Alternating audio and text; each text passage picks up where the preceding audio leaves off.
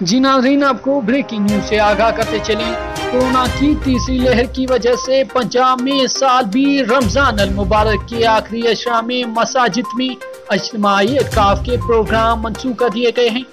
سنن رسول صلی اللہ علیہ وسلم کی ادائیگی کے لیے 4 سے 5 لوگ اعتکاف بیٹھ سکیں گے۔ کورونا وبا کی پیش نظر ماہ رمضان کی آخری اشرا میں محدود پیمانے پر اعتکاف کیا جائے گا۔